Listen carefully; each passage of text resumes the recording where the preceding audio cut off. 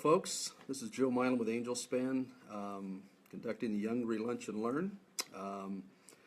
Was asked to talk about a number of the things that might help entrepreneurs that are out there looking for financing, questioning how to reach angel investors, how to communicate to them certainly. What are some of the tactics that can help you punch above your weight and just make it look like you are maybe even a bit more, got more bandwidth than might the conventional entrepreneur have when they're out there pitching on angel investors in particular. Very quickly, my background has been to, for 20 years I managed money for wealthy people, originally out on Sand Hill Road in Menlo Park, and that allowed me to essentially interact with and really study the psychology of what motivates investors, particularly folks with that aren't the conventional investor that a lot of people think about. Once folks with some excess resources reach a certain level in life, the things that motivate their behaviors, why they write checks, it changes. And in fact, Maslow, if you understand Maslow's hierarchy of needs that came out in the 40s, he studied what motivates people's behavior. And it falls very consistently in Maslow's motivations that why people start writing checks really does change. And there's no better evidence than when you look at the levels of funding that philanthropies, nonprofits receive from wealthy donors in large donations. The numbers that get funded, the dollar amounts that go to philanthropy by wealthy donors dwarfs the amount they actually invest in startups, and always has. And they know they're not getting their money back because they have to care about the recipient of their checks. And that really is the key to what I want to communicate. One of the things I want to communicate is understanding that when you're pitching investors, particularly folks that are certainly well beyond their the need to make more money to establish or maintain their lifestyle and maybe their personal family legacies, to leave something for their kids. Once they've gotten well beyond that, and certainly beyond even just the basic accredited investor's profile, again, things that are more subjective start motivating them. And for entrepreneurs, what I tell our clients in our business Angel Span is, tell me who's going to care if you're successful. And caring is the operative word there. And the wrong answer is me or my shareholders, my family, my spouse. The right answer is who in the marketplace is going to care if you're successful. Are you solving something that really is important to an audience besides just a potential opportunity to make money and have a financial transaction? But are you really solving something that somebody else is going to care about? Because when you're messaging to investors, that really is where you start. And again, I'm speaking particularly of angel investors. Venture capitalists will require you to have this skill because it's showing that you can actually sell your service. You understand who your market is, who your buyer is, and what's the value proposition you deliver those investors. And so, those customers. So understanding how to message the value proposition with an emotional hook is really, really important. And no matter how technical your solution, you can find, if you think in terms of caring, you can find ways to message an emotional hook that will get either a potential customer's attention or angel investors. And the wealthier the investor, the more this emotional buying decision, these emotions influence their buying decision. And again, you don't have to look any further than nonprofits to really get a feel for that. So, we're getting some interesting questions that I'll try and address as we go. So this is my first time for using this medium, so forgive me. One of the questions that did pop up is that what's the difference between pitching individual angels versus an angel group? And I have a lot of experience with angel groups. I've been members of a number of them, both out in Silicon Valley and outside Silicon Valley in Northern California. I participated and spoken to lots of them. And candidly, angel groups are a dynamic that I think are generously phrased or framed as not an optimal environment for startups to pitch. The dynamics in the room are oftentimes people wanting to show the other members of the angel group in the room just how smart they are and how they can ask the tough question. Whether it's really relevant to their actual buying decisions or due diligence concerns or not, they oftentimes are showing off for the other members by showing they can ask the tough question. So the dynamic between angel groups and individual angels is significant, and frankly, I would avoid, if you can, if you have the luxury, go to angel groups last, or certainly don't go in using it as a rehearsal, using it as practice. Don't go in with expectations that it will result in funding, because it's a very efficient journey to go down. Individual angels, you can have more of a conversation, and you can ask them. It can be more two-way, where you're getting question or answers from an individual on what's been their experience, what have they invested in the past, what have they liked, what have they not liked, these sorts of questions. But you can have more of a relationship as opposed to the group dynamics in angel groups, which can be very difficult at best. And at worst, it's a colossal waste of time, depending on the angel group. Because what I find more times than not is the people that really write the checks aren't actually attending the angel meetings themselves. They're sitting back and waiting to see what makes it through all the beauty contest, and then just talking to the couple of the people they might trust and see if they're investing, and that's about it. So I do find that that's a really difficult and inefficient process. Got another topic I want to touch on before I address some of the other questions that are popping up. But one of the things that is a grossly underutilized tool for both angel investors but also entrepreneurs are a couple of tax laws that if you talk to CPAs and attorneys, you'll find that they may wave their arms and suggest they know about it, but rest assured they don't. I've talked to VCs and angels, securities attorneys that are also CPAs around the country, and they don't know about these laws. In fact, I've presented these laws to Wilson Sonsini here in Austin and in San Francisco, DLA Piper. I spoke to 18 CPAs that were the staff tax accountants for a $40 billion multifamily office out in Palo Alto. They manage money for wealthy people, and wealthy people only, with a minimum net worth of $100 million. And none of these CPAs understood these tax laws. They're just that overlooked.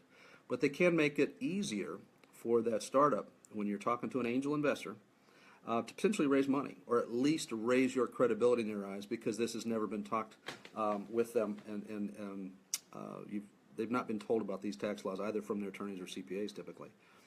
And I'm happy to provide information on it if you contact me, Joe at AngelSpan. But very quickly, the first law allows for investors that angel investors that are part of the first $1 million, which is the hardest money to raise for a startup, but allows for the first $1 million to be de-risked for those investors. And it's called Section 1244, Qualified Small Business Tax Treatment under Section 1244.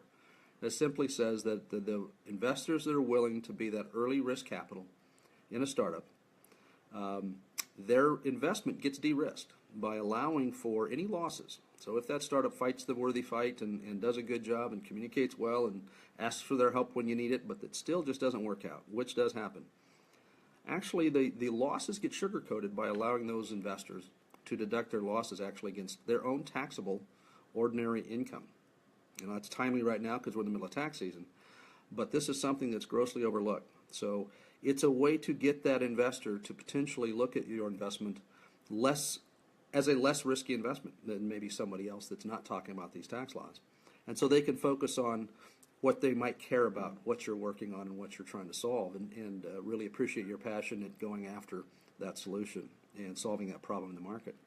So that's called Section 1244, and that again allows for investors to deduct losses, but for you as the entrepreneur seeking that first $1 million, you can step in and vocalize your knowledge about these, showing you respect the fact that this might not go well and it might not work out, but you're going to fight the worthy fight. And you respect them enough to say, even if it doesn't work out, this might be less risky than things you might have done elsewhere. And that allows you to compete against the other entrepreneurs that aren't using that tax law. The other law is a little bit more sophisticated, and it only, again, applies to angel investors and the taxes they owe. But it actually it relates to when they have an exit. And there's a silver car we read about here in Austin is being bought by Audi. And I actually reached out to some of the founders and the internal folks at Silvercar on this, and hopefully they educate their investors where it might apply. But this law, again, only applies to individual angel investors.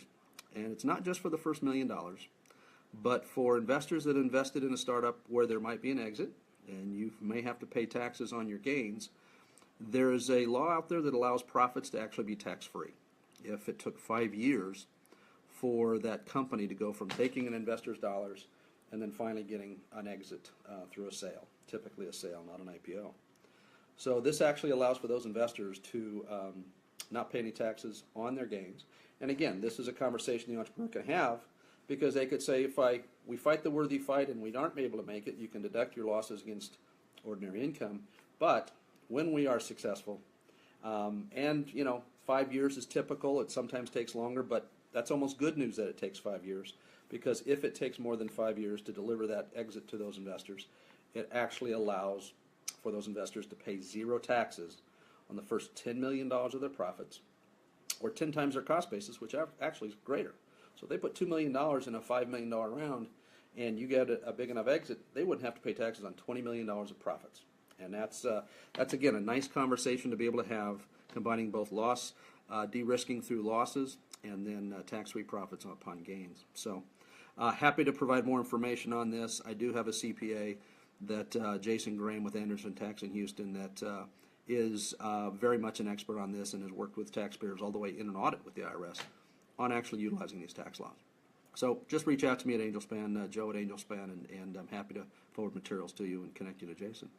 Other than that, I'd like to address one of the other questions, and specifically it says, what is the best PR marketing startups should do that can drive customer sales and not just vanity metrics? And I have to tell you, I don't have that knowledge. That's really not my expertise. I'm not a marketing guy. My background is finance. Having said that, I'm going to guess it's going to be much more about the company. There's one thing that I might suggest to look into as well, and that is something that, again, has been overlooked, not unlike the tax laws, which is what is considered by folks that know about it, that have used it in the past, as the most rigorous framework to analyze a company's success and journey through the startup life cycle. So absent vanity metrics, how do you know if you're creating value? How do you know if you're getting traction?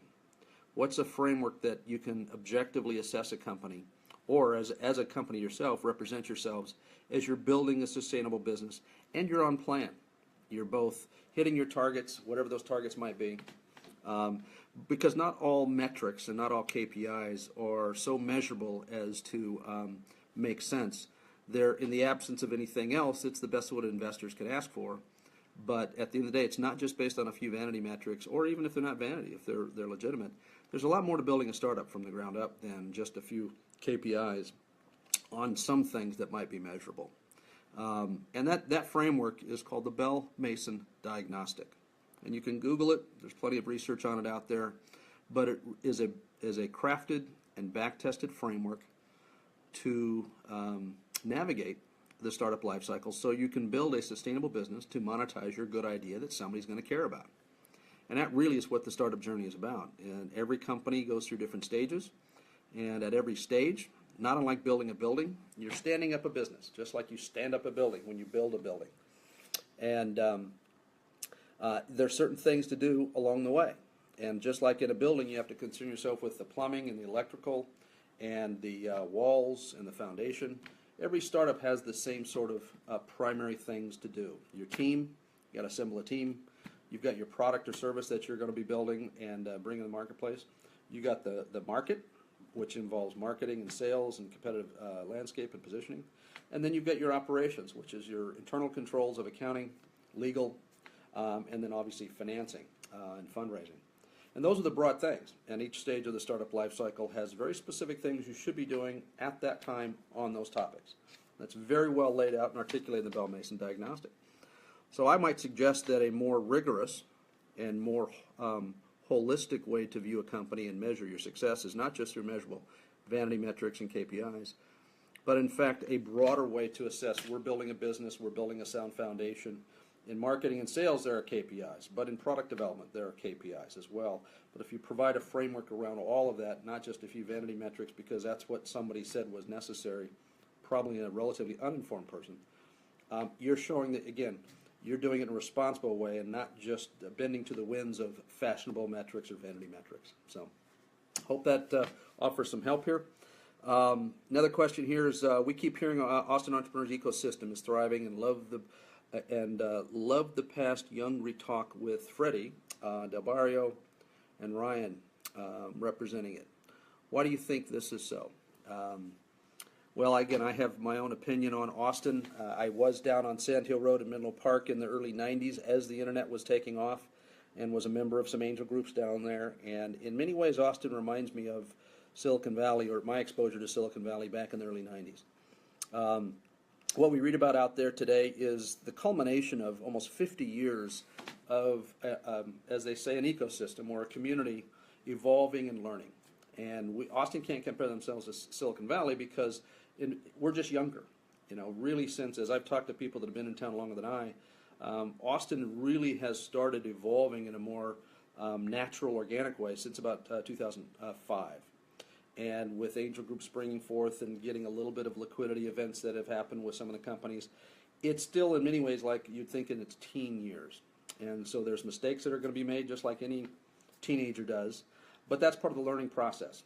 And I think David Altunian's report spoke very thoroughly about what is the single greatest gap in Austin and in communities around the country where entrepreneurism is really percolating, and in most cases out front of the financial ecosystem or the financial or the funding network, if you will, that it needs to be in place to support entrepreneurs at each of their stages. You know, the earliest risk capital, and then the later stages as well. And it's been pretty well discussed, and it's pretty clear that Austin is A, young as an entrepreneurial community, but B, the entrepreneurism is way out front of the financial network that needs to be in place for Austin to continue to thrive as it is. So it's a very collaborative environment. We all know that. Austin's DNA is very different, and that makes it easier for those early stage companies to feel like there's a support system and a network to help them get started and encourage them to get started. Problem is things start moving along and or things get a little tougher and or when capital is needed, that's when it's very difficult in Austin. One of our clients is really one of the quiet rock stars in Austin. He's not, he doesn't need to jump on every panel, and you don't see his name in the paper, and he's not active in social media other than in a very... Oh, there we go. Sorry about that, folks. I'll get where we got a better wireless. His name is Joel Trammell, and he's had a number of exits already himself, and as on his third company, he has struggled to find capital here in Austin. He's found capital from more sophisticated investors that aren't here in town. And I think that summarizes better than most that if somebody of his caliber struggles with access to capital, then I think that for a lot of the other startups here, that while we all hear about Austin's ecosystem being thriving and healthy, I think that that's up to a point. And so that's as tangible a data point as I think I can point to for some of the gaps that still remain in Austin's ecosystem. So Travis had a nice question. Hey Joe, what are your thoughts and advice on how early stage startups can get in front of purpose-minded angel investors? That's a good question. First and foremost, I think you need to define your purpose. You know, the phrase snowflake is getting bandied around a lot, and I think that that's a pretty accurate assessment of those purpose-driven or impact investors. Family offices is a common phrase that's assigned to a single or a multi-family office. There's a lot of families that have a lot of money, excess resources well beyond their own financial needs and their own financial legacy that they want to leave behind for their kids and grandkids. And so you find those folks that are philanthropically inclined. They might get involved in getting on boards of various nonprofits. And that, quite frankly, is one of the best places to go. If a company or a family is involved in, they may have a family foundation, then any foundation has to file a tax return called a 990 tax return. And those are public documents. And there's a number of databases out there where you can go sort through, right online, going foundation lists or 990 foundation tax returns. And in their tax returns, they have to define what's their mission. Because every foundation that's formed, whether it's a personal family foundation or one that a nonprofit that we might be aware of, uh, um, they have to declare where they're going to be donating their dollars to. What is their mission? And so they by law have to declare what their purpose is and what are the purposes they support. So it really is effective to find the purpose-driven or impact investor by looking where they're already providing those purpose-driven dollars. In the case of nonprofits they support, they don't even expect a financial return. And so that's, from my experience, has been a very good way to at least start and find folks that care about the cause that you've been able to identify as your primary mission of your startup. So I hope that was helpful. And any absent any other questions popping on, the other thing I would offer very specifically is what is a family office? Because there is a lot of conversation around them right now, and I think, based on my experience and my belief, that is going to be the single greatest source of capital for startups over the next 25 years. In fact, there was a report produced by an organization called Capgemini. That's a consulting firm that studies the wealth industry, both for the practitioners, the Goldman Sachses and the Merrill Lynches of the world, but also studying the family offices and wealth trends. And they put out a report last fall that said that over the next 25 years, over the next generation, there will be between $4 and $10 trillion allocated and invested directly in startups from family offices in the United States over the next 25 years. $4 to $10 trillion. If you take the low end of that range, and that divided by 25 years, that's $160 billion a year. And when we look at the total amount of money that's gone into angel investing, at least the numbers that are banded around, it's in that $30 billion range across the country.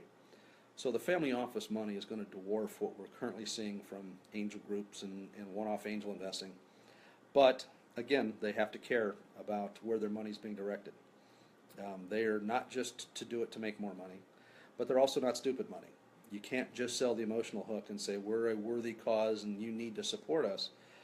That's what's been done in a lot of philanthropies for a lot of years, and part of the reason $4 to $10 trillion is moving away from just blindly donating to the same charitable cause year in and year out. Those families have seen that those nonprofits are good at raising money, but they're not very good at having the impact on that topic or cause that the family cared about. So they're moving towards impact and what's called impact investing, which is for-profit business models using the profit incentive to actually have an impact on that cause itself and profit from it in the meantime. And so these are a lot of the things, both demographic trends, philanthropy trends, and obviously the evolution and the improvement in the entrepreneurial profession as it's becoming, where it's a less risky opportunity for these impact investors and families to allocate their capital, their purpose-driven capital, into something that A, they care about, and B, can actually have an impact to improve the human condition in whatever form is important to them. One of the questions on that topic I get a lot, and it is banded around quite a bit, is what is an impact company? And there's a videotape online on YouTube by Gene Case, Steve Case, founder of AOL. She's sort of one of the thought leaders right now in this whole impact space and speaks profusely about it, attends a lot of the conferences, and they're underwriting a lot of the research and initiatives, Steve and Gene's foundation. But she was speaking at a function that was on YouTube. You can see at the Milken Institute. And it was about impact investing and what needs to be done for it to become better and more effective and what have you, really speaking from an investor's perspective. But what she asked, or what she started with, and after sort of the introduction, she said, let's first level set on what an impact investment is. And I think it's the best definition I've seen. And it really is a company that is, by her own definition, embraces transparency. If you look at part of why money's moving out of philanthropy is there has been a lack of transparency on measuring outcomes of the nonprofit or the salaries of the people that are running these nonprofits. We saw that something blow up around the Wounded Warriors last year. The management at the parent of the Wounded Warriors actually was absconding with money because of the lack of transparency. So that's a primary criteria, that there has to be a commitment to transparency. And they also have to be committed to measuring outcomes. And again, for much the same reason we've discussed. But the third one is they have to have an intent of impact.